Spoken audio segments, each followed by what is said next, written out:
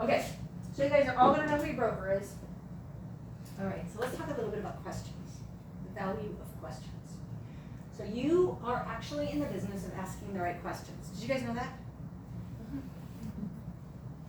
Aren't you? Yeah. I wanna buy a house.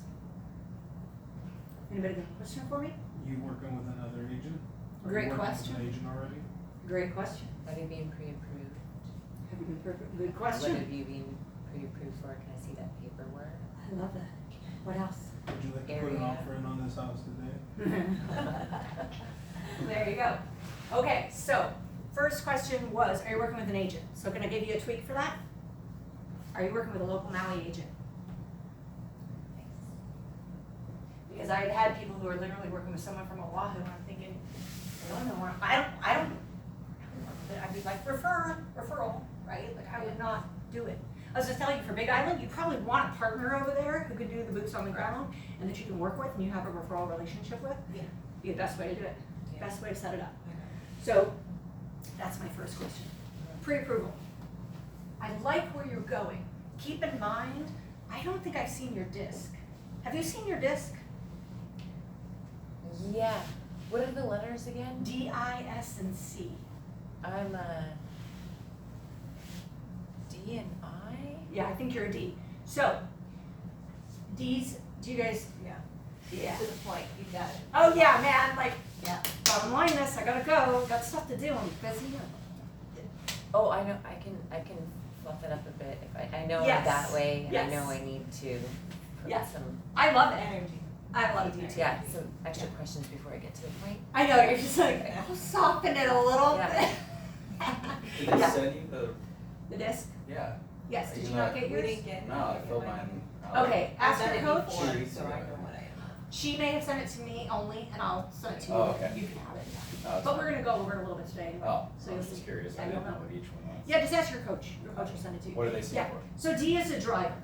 3% of the population are Ds. Ds are like, okay, so Ds and Ds don't get along. They generally don't marry because they would probably kill each other. Oh, right? yeah. Okay, that's your Ds. Driven, hardcore, like if you have a D as a buyer or seller, like you better get to the dang point because I don't have time for you to mess around with my dog. Like just, what are you gonna charge me? Like they're like very bottom line. So my dad, is what you're telling me. There you go. Not just yours, mine too. Yeah, like, yeah, I mean, they're really, so it's only 3% of the population. Then you have your I's. So your I's and S's are all about relationship, but your I is the totally outgoing, and your S is the not so outgoing, but they're both about relationships. I'm even INS. Are you really? Straight across. That's good. At the top and at the That's back. good. So you got that sort of balance. Yeah. So the personality type of like I'm married to an I, and it's very interesting. I'm like, you're such a people person, and I'm actually a high C, which C is your engineer, doctors, lawyers, like stats. Like they're the ones who will grab this chart, that fidelity thing at your open house and go sit on the couch and like study the dang thing. And then try and walk out with it. You're like, oh, let me email that to you. You know, so that's your C's, right? A lot of times your C's are married to your I's or S's, but generally it's S's. So S is the largest percent. I's 11%, S's I think are 67% or something. And then C's are, I don't know, whatever the balance is. Are D's usually single? No, they're usually married. They're usually married to an I or an S. Yeah, they're never married to a D. A D does not marry a D. And a D is the only personality you don't mirror and match a D. You don't let You don't mirror and match a D. Don't mirror, so you can mirror and match an I. Like an I, when they want to be friendly and they want you to pet their dog, like you have to do it. Yeah. You have to just like get in there and be like, my C is going, let's get this done and look at stats and get it finished, and I want to be, you know.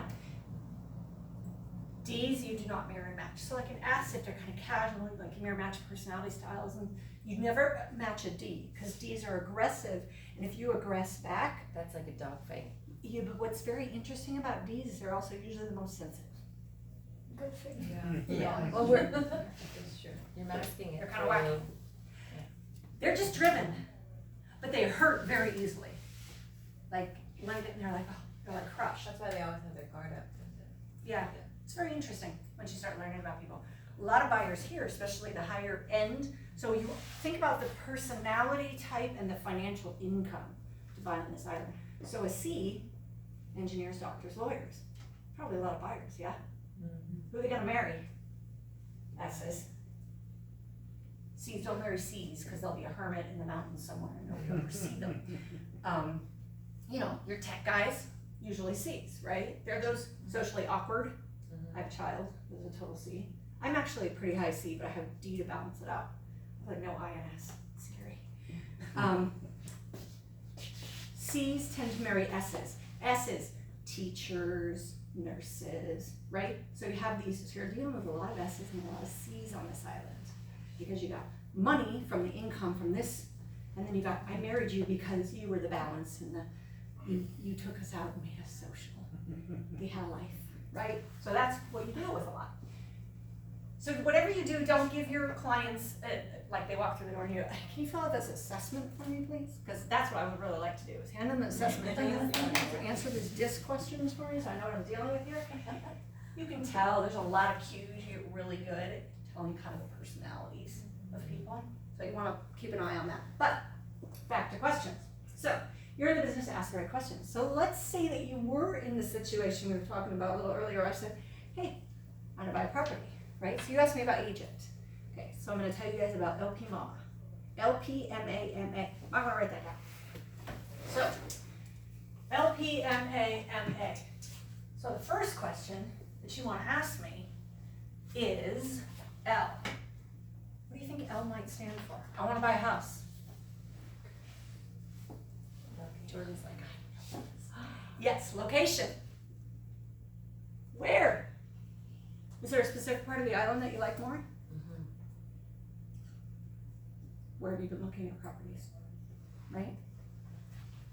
Location. P. Price. Thank you. I gotta know what price range you're in. Right? Okay. I love this game. The M is what you were talking about, mortgage. Right? And here, okay, so you guys want, this is a little bit of a trick for you. So when you're talking about mortgage, how do you want to phrase that question? So you asked if you were pre-approved. Okay, play it with me. Oh, so, you know, what price range are you looking in? What price range have you been pre-approved? Because you don't wanna say, well, that's what you're looking at, but what can you afford, Okay. right? You wanna, Right. So let's say I said I want, Kihei, I want a house and I want to be under 1.8 million. So what's your, so, how do you go to mortgage question? so 1.8 million, is that like the high end of, you know, your price range, or, Okay, you know, so let's establish that that's my max, 1.8. okay. Yeah, but how are you gonna ask me the mortgage question? The mortgage question? And I'm putting her on the spot here because this is not easy. Maybe I just ask you if you've, you know, gone through the process of a pre-approval and, you know, that price is a good, you know, fit for you and it's been approved by, oh, no? I'm trying to be kind. I knew in I a could way do that to you because you're like up for it. Okay. Oh, I don't know, maybe, maybe you can ask them, like, are you buying the house yourself? Is this your amount? Are you buying it with a partner? Maybe that can lead to, is the 1.8 million yours? You've been approved for that? Or is that you and your partner together? And then lead into the pre-approval? She's a thinker, huh? She's just like, she just keeps thinking. Okay, I'm gonna make your life easier on you, okay? Oh God, you just Okay. ask. Let's flip it. Don't say No, just no. ask. Let's flip it. So go ahead. So you said 1.8 your max. Yeah. Awesome, will you be paying cash or would you be getting a mortgage? Yeah, okay. Here's the problem. The moment you ask me about a mortgage and I'm paying 1.8 million, my impression of you is you don't work with cash buyers. Always say, will you be paying cash or will you be getting a mortgage? Because then that tells you I do work with cash. Absolutely, people the and impression mortgage is subtle, people. but it's I work with cash buyers as well as people getting a mortgage. Yeah. You always wanna say that, cause if you say to me, are you pre-approved, and I go, well, I'm paying sweetie. cash, it's kinda like you could have insulted me depending on who I am, Yes. right? Okay. So always ask that question. Now you do get the opposite side of like, who's got $1.8 million cash, and you're just like, do. Yeah. You know? Yeah. You know, but that you can usually overcome. Cash or mortgage? The opposite, you really can't. So you always want to say that. You're going to be paying cash, or would you be obtaining a mortgage? And then you can go into the details of, oh, I'll be getting a mortgage. Awesome. Have you had a conversation with any lenders at this point? Yes or no? No. Now at this point I might have details, right? Like get your questions deeper, deeper, deeper. Don't be afraid to ask more and more questions. So let me ask you this. Who has the power in a conversation? The person answering the questions or the person asking the questions? Asking. 100% asking. So in this business, ask more than you tell. And initially, because you're new, there may be a nervousness that makes you tell a lot. Stop telling, start asking. Okay, so we got location, price, mortgage. A, the first A is the question you asked. Are you working with a local Maui agent? Has anybody showed you property? Right? Now this does happen sometimes, so Marcus, play this with me. Ask me if I'm working with somebody or a local Maui agent. Are you working with a local Maui agent? Yeah. Well, I would love to show you what Keller Williams can do for you. We are all about bringing value, and I'm willing to bet that we could bring more value than the agent you have right now. Okay. This is why we're in a class setting. Thank you for doing that. Now, you have to be very careful with that. Because number one, if I have a buyer-broker agreement with someone, you cannot have that kind of conversation with me. Because I'm in a contract with someone. So what I want you to do is clarify more what's going on with me. Okay. So ask me more questions, like dig deeper. Have you signed the contract? Because all I said, yeah, ask me, like, go ahead and ask me that. Hey, have you signed a contract with somebody? Have they shown you houses? You know what you might find out? Well, let's see if you can get there. Go ahead, now do it the other way. So ask me if I'm working with a local Maui agent. Are you working with a local Maui agent? Yes. How do you know them? How did you meet them? Gosh, you know, online. Online. Do you know what firm they're working with? I can't really remember the name. Okay. Good, I like that you keep asking though. They're not a family member or anything, are they? No, Okay. Cause I've run into that before. I bet you have. And I'm putting you on the spot here. Yep. I'm totally putting you on the spot here. Okay, so what I want you to get to is what is the relationship between that client and the agent? What is it? How did you find them? Find out. So you said, how did I meet him? And I said online, right? Mm-hmm. My next question would have been, have they shown you any properties? Okay. And I would have said no. Because see, my impression of, listen, buyers, they don't understand what having an agent even means sometimes. So if you dig deeper, I've had conversations with people before, where as I dig deeper, what I find out is all they're doing is getting emails from someone. Never had a phone conversation, never shown a property. Okay, let's go see property. I'm like, why would I stop? Like, right, so dig deeper, like what's the relationship? Where are you at? Now, if they have an agent and they express through conversation that they are working with that agent, hands off 100%, even if there's no buyer broker agreement. And what I always say is I respect agency, and I like my clients to respect agency and other agents. So I think it's awesome that you are being loyal to that agent. Good luck. I hope you find an amazing property. Now, some people will give them a card and say, let me be your backup. I don't know if you're technically supposed to do that. I just kind of go, that's awesome. I really appreciate it when my clients are loyal. Thank you for being loyal. I think you'll find something awesome working with that person. And I ask the name, no matter what the name is, I go, oh, awesome, you're in such good hands. Wouldn't I want someone out there to say the same thing about me if they don't know who the heck I am? Yeah. Just like when you show up for a showing, like when somebody comes in to show one of my properties, I always act like I totally know the agent. Oh my gosh, Marcus, it's so nice to see you. How are you? Does that make you feel good when you're a new agent? You're just like, oh, thank you for not being like, and you are, and I've never seen you before, and you're just like, Yeah. like make them feel like, you know, they're trying to make an impression in front of their client. Help them make a good impression in front of their client. Nice. So if a client is being loyal, hands off, right? So no conversations about real estate. Make sense? Mhm. Awesome. Okay. LPMAMA. So there's a last M in there. This one's a little bit tricky. I'm gonna tell you guys what it is. You kind of actually hit on it earlier. This is how I say it. If you were to find a property today that you liked and that met your criteria, would you be ready to write an offer today? Motivation. Right? Good to know. You're not taking notes because you already know this part, don't you? I missed the second A, what was the second A? We haven't gotten there yet. Oh, First one was agent. Yeah, You know the last one. I was gonna turn to you. good thing we didn't. We'll give it a minute. All right, LPMAMA, motivation, that's important, right? Because a lot of times the client will go, well, no, I was thinking 2 years from now. Perfect. I got 2 years to show you my awesomeness, right? Like, I know what the action plan is here. And by the way, I know where to put you in my opportunities so that I know when to, priority-wise. Make sense? All right, the last A. Yes, appointment.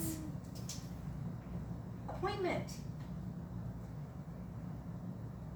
Now, let's say you talk to them about motivation, which is also time frame, and you get to the point where they're like, I'm probably like 6 months out. Should you be setting an appointment? Yeah. Heck yeah, 100%. I'd have an appointment. Lock it down. What if I say I'm a year out? Yeah, What if I say I'm 2 years out? yeah. What's your cutoff? Never. I like that answer. Especially if they're vacation rental and don't live here. Like, let's meet at Starbucks and have a conversation about your needs and wants so I can keep an eye on this and we can keep you on track. So then in 3 years when you're ready to buy, you're gonna be ready to buy. Cause I got your back. I've been at an open house before and the people and I really clicked. And I said, I know a property down the street like that, I'll close up the open house and let's go take a look at it right now. Smart. Only thing I would change is depending on the commitment at the open house, just be cautious because like if I'm holding an open house for my client and I told them I'll be there till 4, I'll just tell the client, hey, come back at 4 and I'll go show you that property. Mm-hmm. So just watch what your commitment is to the house you're holding, because you don't want to close it unless you can. And if you're holding it for a team and you close it early, that's the way to get in with the team. Show up on time, leave on time, tell them who showed up, leave the place clean, and they will want you all day long to do their open houses. That's all it takes. It's not that hard, right? So just make sure your commitment's there. But yes, I love that. The other thing is, okay, the appointment. Let's talk about that. Where is the appointment held? At the house, at the listing. What did you say? The office. What else? Anywhere else? Inconvenience to that client. Say that again. Inconvenience to that client, so if that client wants to meet where it's coming for them. Okay. Can you take them out for lunch? Okay. My point is, anywhere. Anywhere, anywhere, anywhere. Okay? Anywhere. If they're on vacation here and they're pretty serious about buying, I am not going to have them come into the office for an hour appointment. I'm gonna be like, let's meet at Starbucks. I can go through their needs and wants, I can get to know them better, and I can, I don't have to do a full like listing presentation. If they're coming into town and they are literally ready to buy, let's meet at the office first. I need to, we need to go over some details, right? But the point is, it could be anywhere. My appointment, or I'm done at the open house at 4 o'clock. Why don't you come back, we can sit down and do a, consultation for you. What do you have to have with you at your open house? A buyer's packet, right? Make sense? Yeah, why not? Be ready for business. Put in your calendar when you are going to be doing the appointments. All right. So, that's the LP Mama. Now you guys understand what that is. Okay, so tell me again. L, Location, P, price, M, mortgage, A, Agent. M, motivation, A. appointment. Yes, you got it. All right. So you get an appointment, you put somebody on a Paragon search, have them speak to a lender if they're doing a loan, go see properties, write an offer, and open escrow. Bam, so easy. Done. Nothing ever goes wrong between all of those steps, I promise you. All right. So you get a seller lead, now what? Somebody calls you and says, What if somebody calls you tomorrow and goes, I heard you were doing real estate, I wanna sell my house. Call your coach. Call your coach. But you gotta say something right then and there. What do I say? Of course. Let's sit down and talk about it. Perfect. So you're gonna kinda LP mama them, right? Uh-huh. I need to know the location, I need to know the address, right? I probably wouldn't ask them about price yet, cause you guys just don't know anything, so don't worry about that. But you're gonna find out a little bit about what they're thinking, and then you're going to book the appointment. That's the main thing. Awesome. When's a good time for me to meet with you next week? Give yourself a couple days to connect with your coach, figure out what you're gonna do, and be ready for the appointment, right? But go ahead and book the appointment. Hey, I got next Wednesday at 2 o'clock available. Oh, by the way, you have blocks in your calendar that say client appointments. Yeah, that's how professional you are. Right? Right? Awesome. So you gotta find out about the property. So obviously, you're gonna pull some records on the property, pull comparison properties, assemble a CMA. Anybody know what a CMA stands for? Comparative market analysis. Comparative market analysis. Correct. So what do you think that is? Comparing similar properties in similar locations with the one, so you can come up with that price.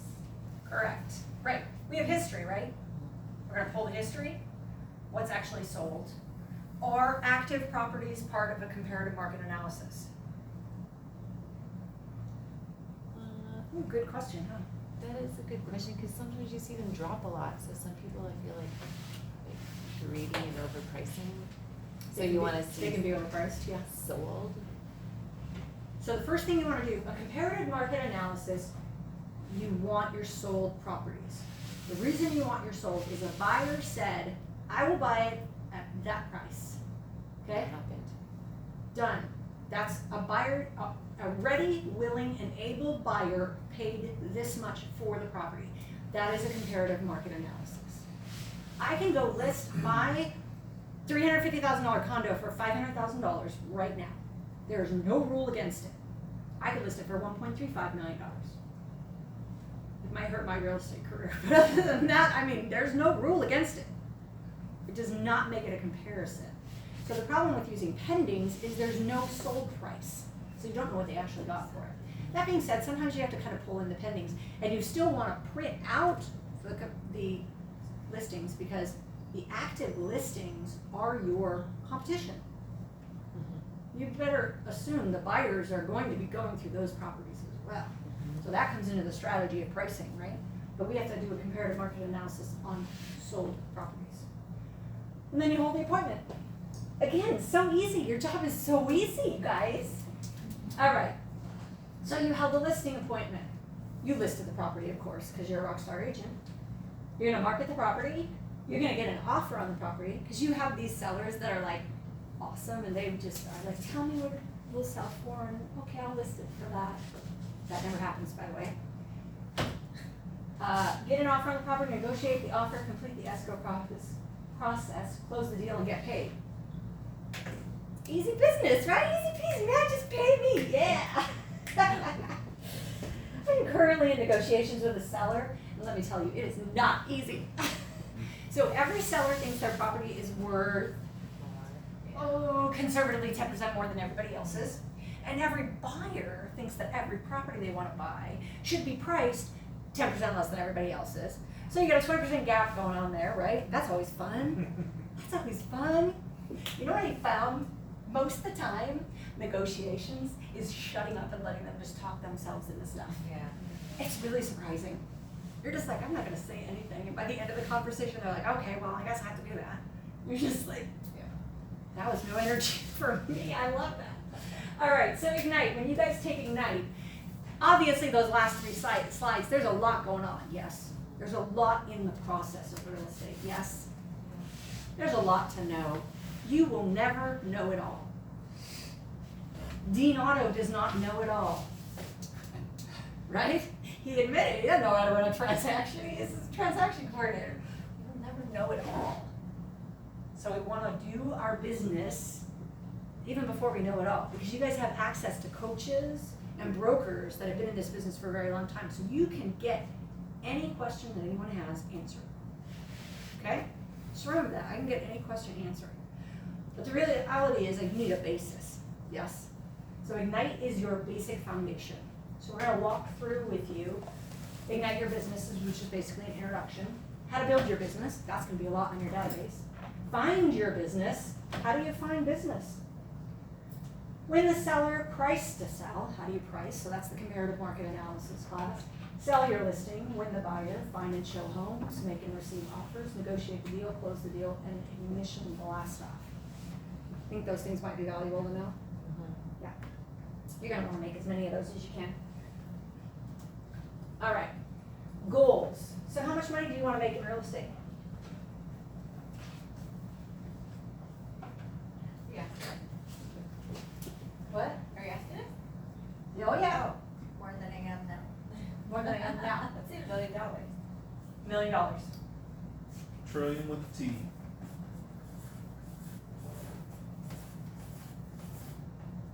How quickly do you wanna make that $1 million? 5 years. 5 years? Yeah. That's doable. What do we know about goals? Gary Keller will say this all the time. Write them down. Write them down. Yeah, oh yeah, I like that for sure. So you guys know what SMART goals are? The SMART acronym? And I know there's a couple variations on it. Specific, right? So more than I did before doesn't work. We have to have specifics, right? Measurable. How do I measure it, right? Is it a number? Is it I mean, like I can say, I wanna lose weight. Not specific, not measurable. Attainable, so realistic, right? So $1 trillion, I'd probably call you on the attainable part. I love the goal, probably not quite attainable. Not to say it's not, I'm just saying I think that's, So attainable, rewarding, right? And time bound. That's why I put 5 years. Okay. Here's what we know about goals. We drastically overestimate what we can do in 1 year. That's the human condition. We drastically overestimate what we can do in 1 year. We drastically underestimate what we can do in 5. That's how we function. Don't ask me why. I don't know the science behind it. I'm sure there's a TED Talk on that. Check it out. That's how it works. So a lot of times what happens is people will set 1 year goals. And what happens to their 1 year goals? Fail. Yeah. But if they had thought to do it over 2 or 3 years, they might have succeeded. Right. Do you know the difference between the goal setting of millionaires and billionaires and the goal setting of the average person? Those are long term. Yeah. Millionaires and billionaires generally set 50 to 20 year goals to start. And then they backtrack from there. That's how they set goals. Very long term. Out of 1 day. 15 years. No, I like the 5 years on $1 million. Yeah. That works for me. But that's the reality. So when most people set a goal, they usually set 1 year goals, right? Well, let's be honest. They set a New Year's resolution, which lasts us what? A week, maybe a month, right? But when we set a goal, an actual goal, and we make it a SMART goal, we do the specific and measurable and all those things, and we make it for 1 year, we short ourselves because we're probably gonna overestimate what we will actually do. Because humans take time to change our patterns, right? I used to have this conversation a lot. I had 30 employees, and so that was always a conversation that was daily, right? About the goals and how to get there and how to grow with the company. And the 1 year goal, I found after, 30 plus conversations in a week sometimes, was a setup for disappointment or an expectation that wasn't realistic. And so to change the mindset, because what you just said, usually you don't follow through. It's easier to say it than do it. And then the expectation just turns into failure, which Yes. discourages you and you're done in a week. Right. So yeah. Because you're like, forget it, I can't make that Yeah. work. Yeah. So, I want you to think about it this way. And I want you to think about your real estate career this way. So, think of someone you know who's like incredibly fit. You're going, if I could just go like that, that's the kind of fitness level I would want, right? I can't, because I can't go like that. Otherwise I'd be there, right? But think of that person and tell me this, does that person eat healthy 100% of the time? No. No. No one does anything 100% of the time, right? We don't, because we're human. We're not robots. We're human. So they don't eat healthy 100% of the time. Do you think they work out every single day? Or at least 6 days a week or whatever's healthy every single time? No. Okay. So we've established that even someone that you would consider to be, and I'm not, I'm not crazy about the term perfect, but who you would consider still makes mistakes, still doesn't do everything perfectly, correct? Okay. If you could go like this and have that health level, would you do it? Of course. Okay. So, here's the thing. I want you to think about that $1 million is like that health level. So, if you want to get to that $1 million, you can't do this. It doesn't get you there. What you can do is activities that will generate what needs to be done. So we're talking about real estate right now, right? So let's talk about lead generation.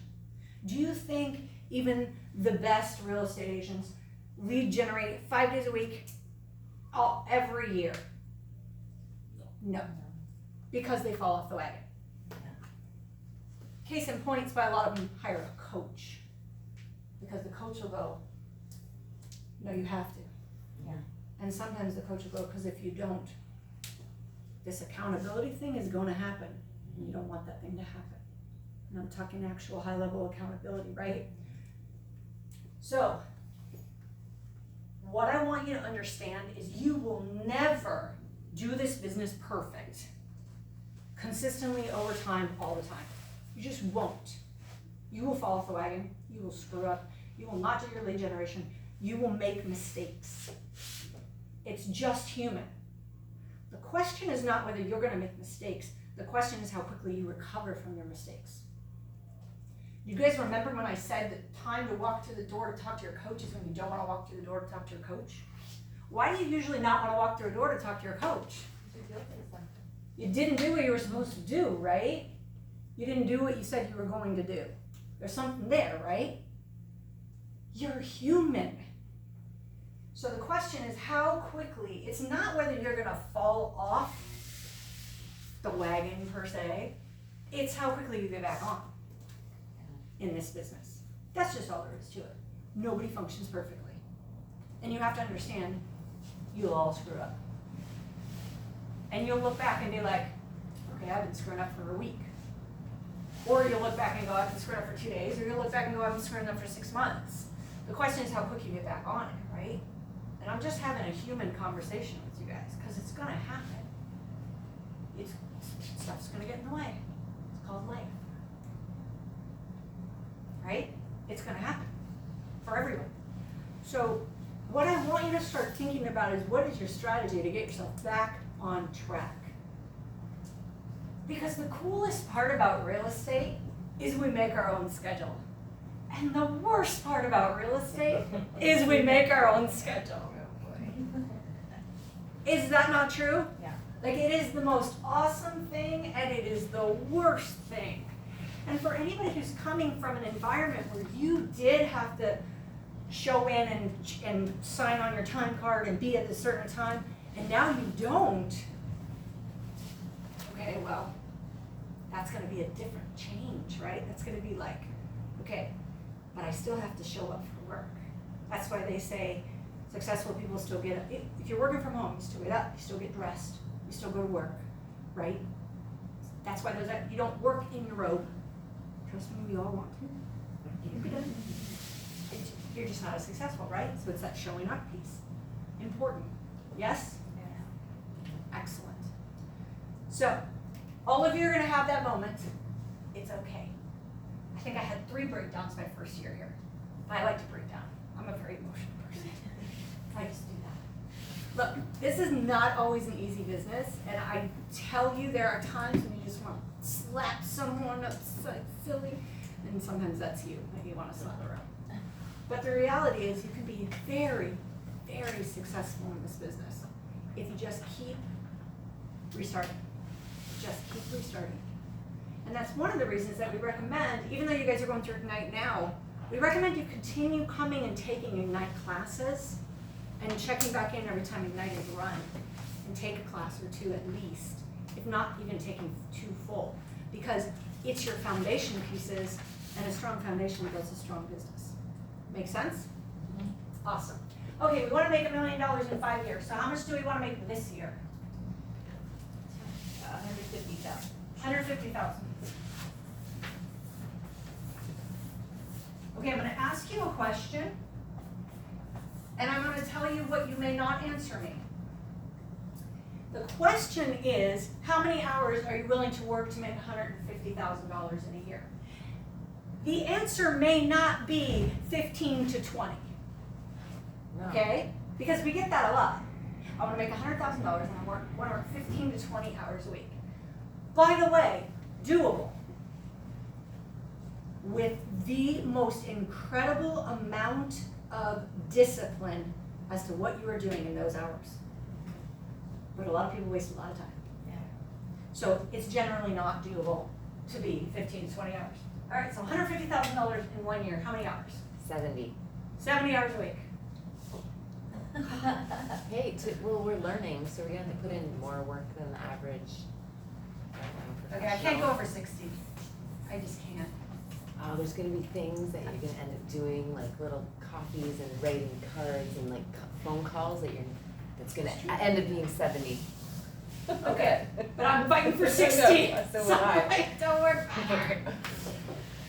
I mean, if I looked at 150,000, I'm like, yeah, I'd put in 60 hours, no problem, that's worth it for me. I'd do it, Yeah, a heartbeat, and in the beginning, there's a learning curve, yeah. right? So your time takes longer because you don't know, Yeah. right? So you're learning, training, all that stuff. So we just want to keep that in mind. Okay, $150,000 1 year. Okay, how much money do you want to make? What do you have to do every day to make that happen? So whether it's 150,000 in 1 year, 100 million in 5 years, what do you have to do every day to make that happen? Louder, louder, louder. I love that. Yeah, you have to lead generate, because that is the first step, and if you don't have leads, you have nothing, right? Okay. So how do you actually build your career? So what do you have to do? What are your goals? Would you guys like a tool to figure out how to make $150,000? Yes, please. We're gonna go somewhere now. We're gonna go to the CGI tool, and I'm gonna share with you guys how to make $150,000. I'm trying to break things here, hold on.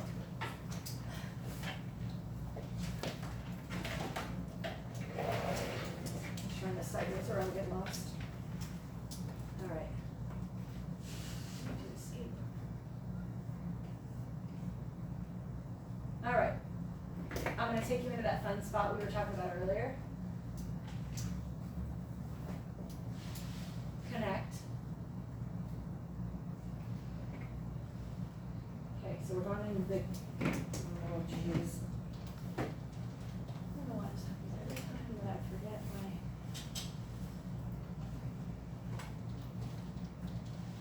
Say a silent prayer for my password. Yes. Yes. All right. So, when you're having a conversation on your phone, your coach is like, you're like, am I in the right place? Just remember that your home page has your picture. So be like, oh, my picture's right there. Okay, now we know where you are. The only place where your picture is. All right. So we are gonna go to, oh, we're gonna find the CGI tool. Can anybody tell me how to find the CGI tool?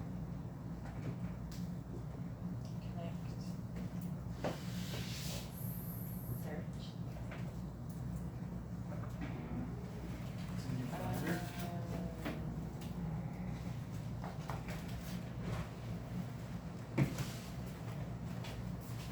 It's in your click-throughs. Yeah. Remember? CGI tool. Tell me how to get there. So it's on tab 1.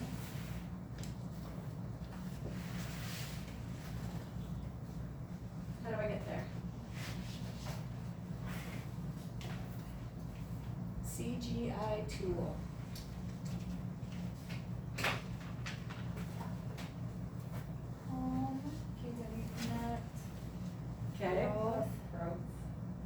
growth. Oh, growth is at the bottom.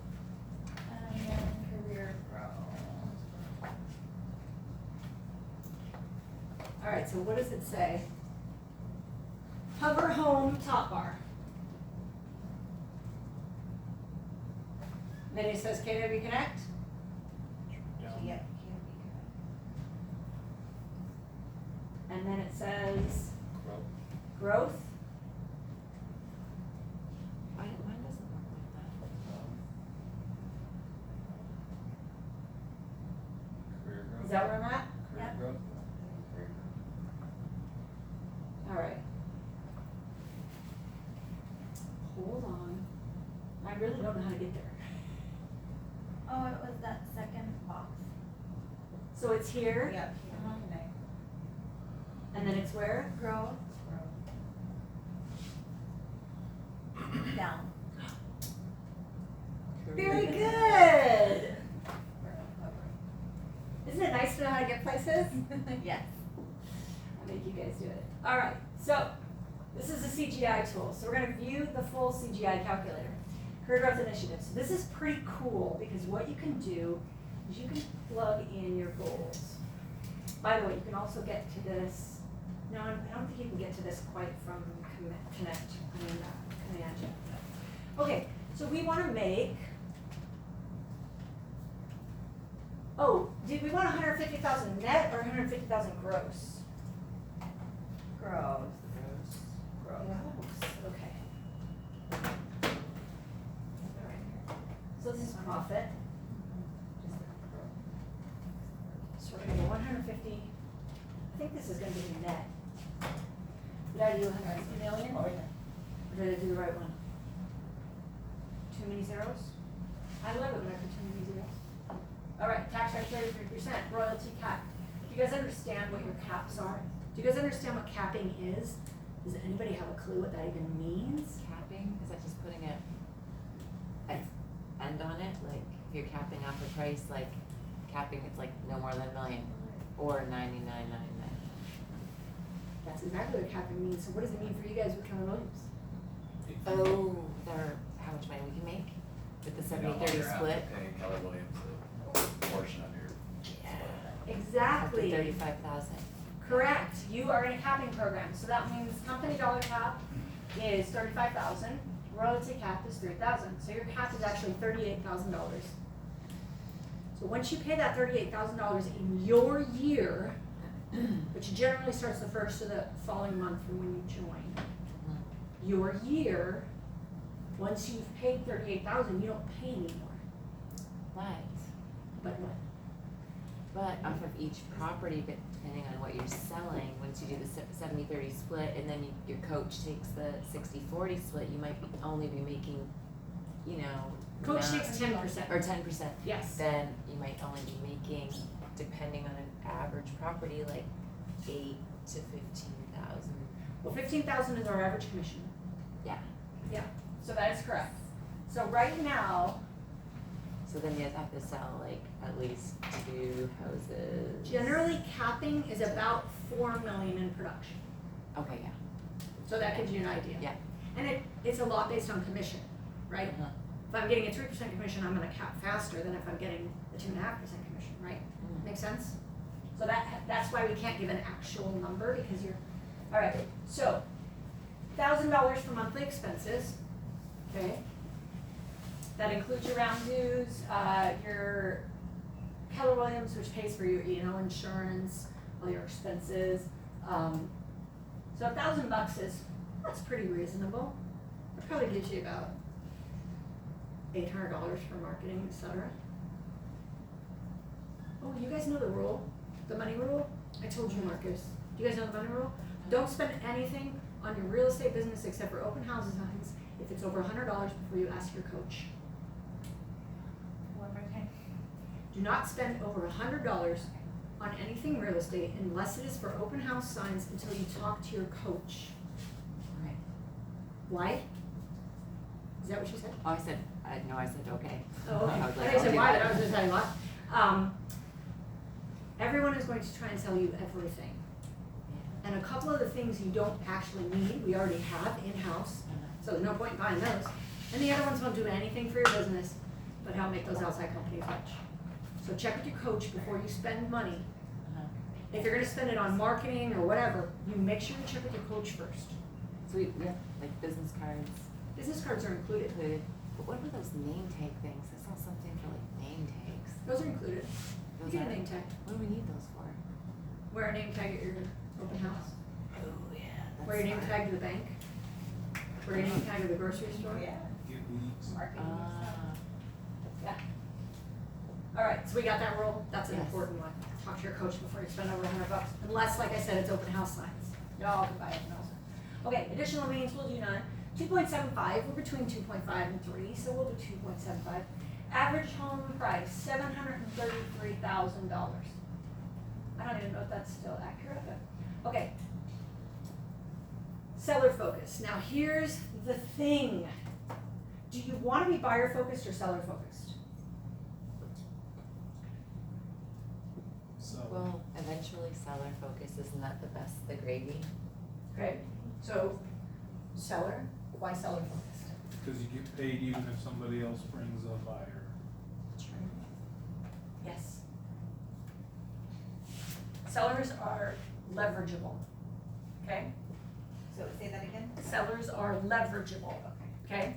So a seller properly advertised is going to lead you to a buyer, right?